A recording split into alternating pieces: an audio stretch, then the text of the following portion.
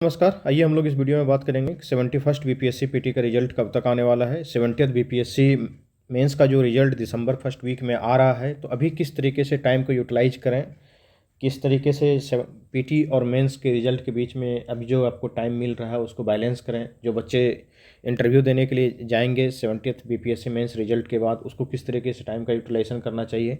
71st BPSC के बहुत सारे बच्चों ने एईडीओ एसआई का भी फॉर्म भर रखा है, तो उनको किस तरीके से चीज़ों को मैनेज करना चाहिए, इन सब चीज़ों के बारे में बात करें।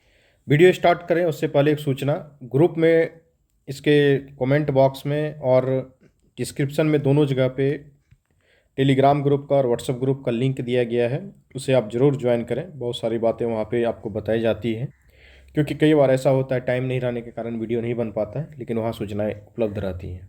अभी सबसे ज़्यादा जो परेशान हो रहे हैं वैसे बच्चे जिन्होंने कि 70वीं बीपीएससी भी दे रखा है और 71वीं भी दे रखा है। तो जिन बच्चों ने 70वीं बीपीएससी दे रखा है और 71वीं भी दे रखा है, तो उनमें कन्फ्यूजन ये है कि अभी इंटरव्यू पे कितना टाइम दें और मेंस पे कितना टाइम दें। तो उसे तो मैं सबसे पहले यही कहना चाहूँगा कि आप इंटरव्यू पे ज़्यादा समय दें, मेंस में भी टाइम है तो आप उसको मैनेज कर लेंगे, क्योंकि आपने पहले भी मेंस लिख रखा है, आपको जानकारी है।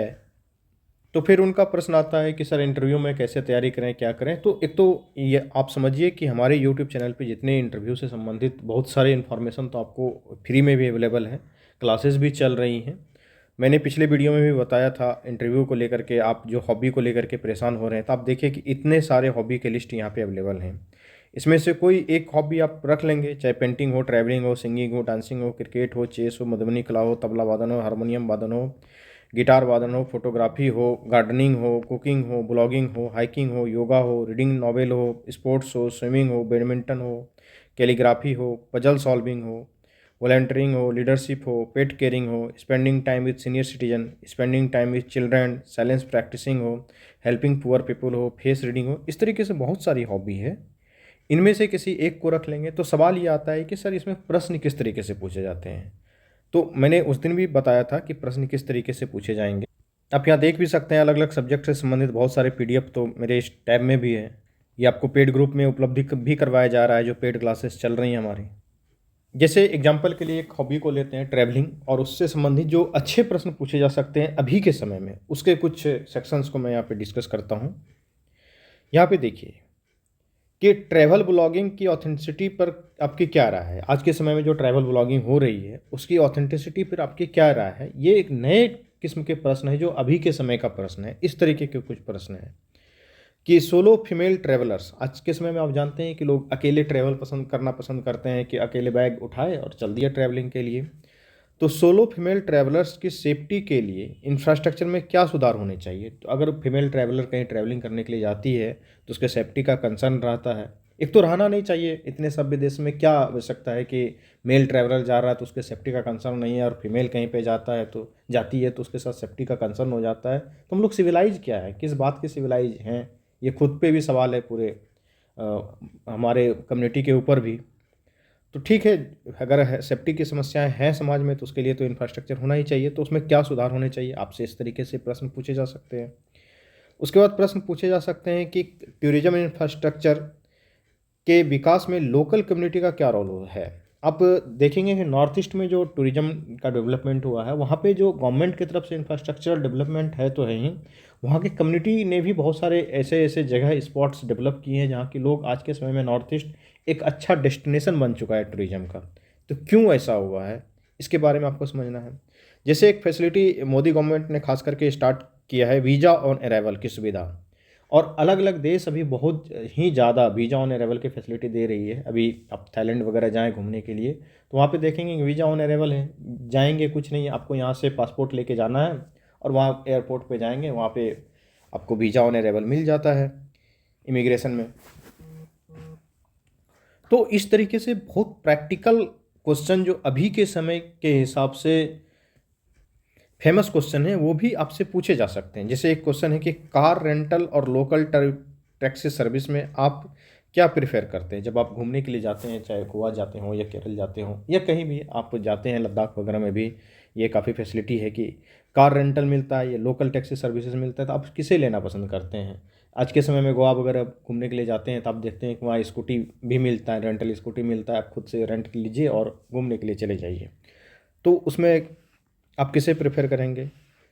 आज के समय में ट्रैवलिंग में एक बहुत बड़ी बात हो गई कि ट्रैवलिंग गैजेट्स, आप देखते हैं इसकी तो एक इंडस्ट्री ही खड़ी हो गई है कि आप ट्रैवलिंग गैजेट्स में आपका मोस्ट इसेंशियल आइटम क्या रहा था। अगर आपने प्रैक्टिकल में ट्रैवलिंग किया है, ऐसा नहीं कि ब्लॉग देख लिया है काम चला रहे हैं, नहीं, अगर आप घूमने के लिए सच में गए हैं तो उसमें कौन कौन से गैजेट्स का ध्यान रखते हैं, आप क्या क्या अपने साथ लेके जाते हैं, मोबाइल, पावर बैंक, कैमरा, जो भी और भी इसेंशियल सामान है वो कौन कौन से आप लेके जाते हैं, तो उसके बारे में आपको जानकारी देनी होगी। तो मेरा कहने का मतलब ये है, ये सैंपल दिखाने का सिर्फ अर्थ इतना ही है कि आप समझें कि किस तरीके से प्रैक्टिकल क्वेश्चन आज के समय में पूछे जा सकते हैं।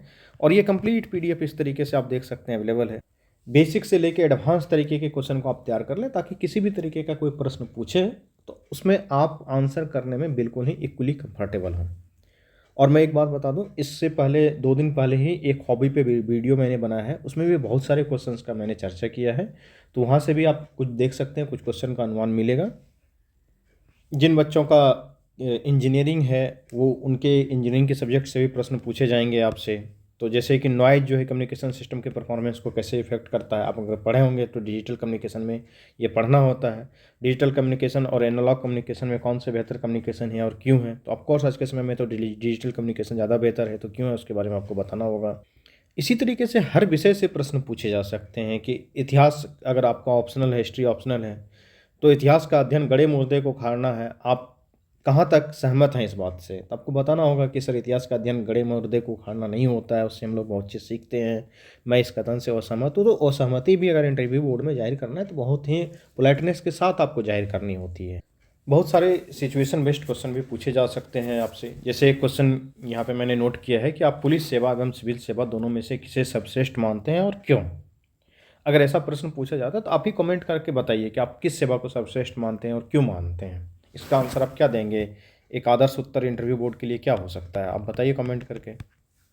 तो किसी भी प्रश्न का जो उत्तर देना है बहुत ही पोलाइटली कि सर दोनों सेवाएं महत्वपूर्ण एवं चुनौतीपूर्ण हैं और दोनों एक दूसरे के पूरक भी हैं, क्योंकि विकास के बिना शांति व्यवस्था नहीं और बिना शांति व्यवस्था के विकास नहीं है।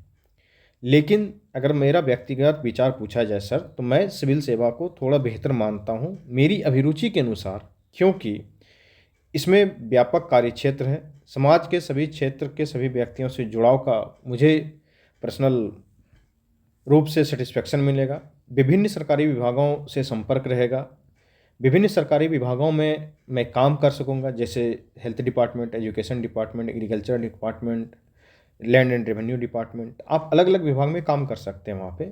साथ ही सर इसमें सामाजिक प्रतिष्ठा जो मुझे मिलेगी, जो वेतनमान मिलेगा और मान सम्मान जो इस सेवा में मुझे मिलेगा, वो मेरे व्यक्तिगत रुचि के अनुसार थोड़ा मुझे बेहतर प्रतीत होता है। इसलिए मैं दोनों सेवाओं में से सिविल सेवा को थोड़ा सा वरीयता देना चाहूँगा। और वैसे बीपीएससी मुझे जो भी सर्विसेज अलॉट करेगी सर, मैं उसे सहज रूप से स्वीकार करके उस सेवा में कार्य करने के लिए मैं खुश रहूँगा। कई बार एक प्रश्न पूछ लिया जाता है कि आपका बीपीएससी में सिलेक्शन होने के बाद अगर यूपीएससी में सिलेक्शन हो जाता है तो क्या आप बीपीएससी की नौकरी को छोड़ देंगे? तो बताइए इस प्रश्न का उत्तर आप क्या देंगे। जैसे हाल फिलहाल में आप देखे होंगे कि बिहार में बाहुबलियों का वर्चस्व पुनः बढ़ रहा है, तो इसे आप कैसे समाप्त करेंगे? तो इस प्रश्न का आप कैसे उत्तर देंगे? किस तरीके से जो पुलिसिंग में रिफॉर्म है उसको लाने की आवश्यकता है, किस तरीके से पुलिस की लगातार जो है कि पेट्रोलिंग बढ़ाने की आवश्यकता है, गश्ती गाड़ी को घुमाने की आवश्यकता है, डायल 112 जो है उसको प्रभावी बनाने की आवश्यकता है, मुखबिरों के माध्यम से बाहुबली की गतिविधियों पर नज़र रखने की आवश्यकता है, कानून का राज स्थापित हो इसके लिए आप कैसे काम करेंगे। इतना तो कम से कम आप जरूर सुनिश्चित करने का प्रयास करेंगे कि किसी निर्दोष व्यक्ति को सताने से पहले बाहुबली में भी कानून का डर हो। इतना आप अगर करने में सक्षम हो जाते हैं तो अवश्य बात है कि बाहुबली पे कंट्रोल लगेगा थोड़ा सा। कई बार कंपेरेटिव क्वेश्चन भी पूछ लिए जाते हैं कि सम्राट अशोक महान थे या अकबर महान थे, अकबर और शेरशाह सूरी में आप किसे जो है कि अच्छा प्रशासक मानते हैं। तो इस तरीके से अलग अलग सब्जेक्ट से अलग अलग तरीके के बहुत सारे प्रश्न पूछे जा सकते हैं। सिचुएशनल बेस्ड क्वेश्चन में भी पूछा जाता है कि आप एक एसडीएम हैं और आपके पास कोई वृद्ध महिला आती है, आपसे सहायता मांगती है, वो महिला अत्यंत गरीब और लाचार है और उसके पास कोई ऐसा दस्तावेज नहीं है जिससे कि आप सहायता प्राप्त प्रदान कर सकें, तो आप उसकी सहायता कैसे करेंगे? तो आप उसके स्टेप्स बताएंगे कि किस तरीके से सर मैं जनप्रतिनिधियों के माध्यम से या नागरिक संगठनों के माध्यम से तत्काल सहायता उत्पन्न करवाने का उपलब्ध करवाने का प्रयास करूंगा। साथ के साथ जो संबंधित सरकारी दस्तावेज अगर नहीं है तो उसको बनवाने का प्रयास करूंगा, ताकि उसे सार्वजनिक सुविधाओं का लाभ शीघ्रतापूर्वक उपलब्ध करवाया जा सके। जो जन वितरण प्रणाली है उसके माध्यम से उसे आवश्यक खाद्यान्न एवं अगर उसके पास भूमि नहीं है तो सरकार के माध्यम से, आप जानते हैं कानून के माध्यम से जो भूमिहीन लोग हैं उसे लैंड पट्टा देने का सरकार काम करवाती है, उसको देने का प्रयास करेंगे। अब विभिन्न योजनाएं हैं जैसे प्रधानमंत्री आवास योजना, उसके माध्यम से उसे जो है कि आवास दिलवाने का काम कर सकते हैं आप। तो इस तरीके से बहुत सारे प्रश्न हैं जिसके बारे में आपको पढ़ना है, जानना है, समझना है। अगर आप खुद से कर सकते हैं तो ठीक है, अदरवाइज बैच चल रहा है इंटरव्यू का बैच जिसका प्राइस 2400 रुपये है, लेकिन अभी आपको ऑफर में ये 2100 रुपये में उपलब्ध करवाया जा रहा है। तो आपको करना क्या है, 2100 रुपये इसी QR कोड पे आपको पेमेंट करना है और पेमेंट करके इसका स्क्रीनशॉट 9430840665 इस नंबर पे भेज देना है।